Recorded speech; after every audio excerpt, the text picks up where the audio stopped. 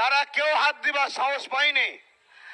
আজ বিধানকে বুড়াগুল দেখিয়ে জোর করে মসজিদ মাদ্রাসাকে ভেঙে দিবার জন্য এবং মুসলমানদের অকাপ সম্পত্তি কবরস্থান ঈদগাহগুলোকে কর্পোরেটর পুঁজিপতিদের হাতে তুলে দিবার জন্য আজকে যে ঘৃণা চক্রান্ত করেছে, যে বিল পাশ করিয়ে তারা নিয়েছে, তারা হয়তো হলের মধ্যে ঘরের মধ্যে সংখ্যা গুরু দেখিয়ে বার করে নিয়েছে, কিন্তু আমাদের ঘরে রাজপথে এবং নিজ এলাকার মসজিদ মাদ্রাসা রক্ষার জন্য আমাদের জীবনের শেষ নিঃশ্বাস পর্যন্ত, রক্তের বিন্দু শেষ থাকা পর্যন্ত শরীরে আমাদেরকে এই কানুনের, এই কালা কানুনের, এই সংবিধান বিরোধী আইনের বিরুদ্ধে আমাদেরকে লড়াই করে সংবিধানকে যেমন বাঁচাতে হবে, তেমন আমাদের মসজিদ মাদ্রাসা কবরস্থান ঈদগাহ খানকা,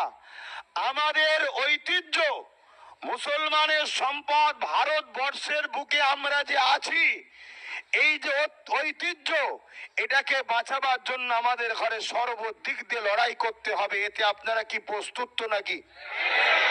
জোরে বলুন, প্রস্তুত তো নাকি? আমরা যেমন দেশের জন্য কথা বলবো, দেশের জন্য জান মাল প্রয়োজন যতটা হবে সবটাই কোরবান করব, করেছি, আগামীতেও করব। মানুষের সেবায়, মানুষের জন্য, মানুষের হয়ে নিজেদের জীবনকে আমরা লাগাবো। কিন্তু মনে রাখবেন, দেশ ও মানুষকে ভালোবাসার শিক্ষা দিচ্ছে আমার ধর্ম ইসলাম।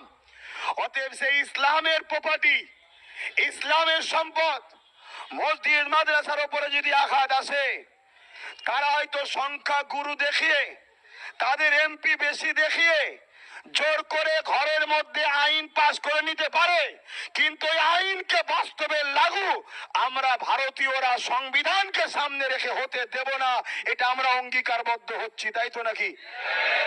তার জন্য আমাদেরকে সংবিধানের দায়রার মধ্যে থেকে, সংবিধান যেভাবে আমাদেরকে পাওয়ার দিয়েছে, সংবিধান যেভাবে আমাদেরকে অধিকার দিয়েছে, সংবিধান যেভাবে আমাদেরকে ক্ষমতা দিয়েছে, সেইগুলোকে সামনে রেখে আমরা সম্পূর্ণ ক্ষমতাকে প্রয়োগ করে হয়ে সংবিধানকে যেমন বাঁচাবো, সংবিধান বিরোধী যে আইন তৈরি করেছে কেন্দ্রের ফ্যাসিবাদ মোদী সরকার, সেই আইনকে আমরা প্রতিরোধ করে দেখাবো ইনশাআল্লাহ। বিগত দিনে কৃষক ভাইদের বিরুদ্ধে কালা কানুন তৈরি হয়েছিল।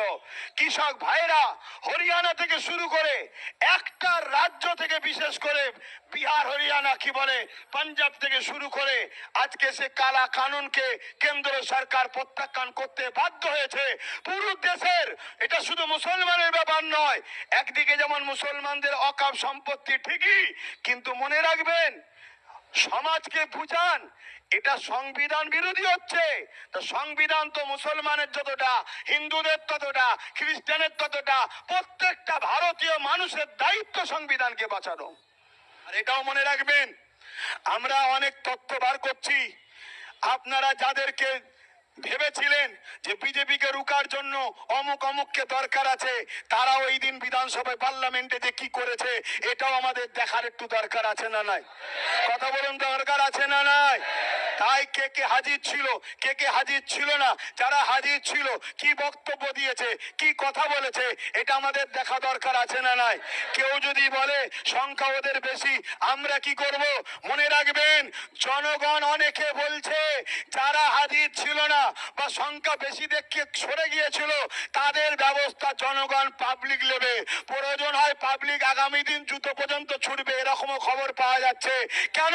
কার সংখ্যা বেশি দেখার দরকার নয়, আমাদের দেখার দরকার তোমাকে আমরা পাঠিয়েছি কি করতে, তুমি আমাদের সমস্যা হলে কথা বলবে, ঠিক না বেটি? এই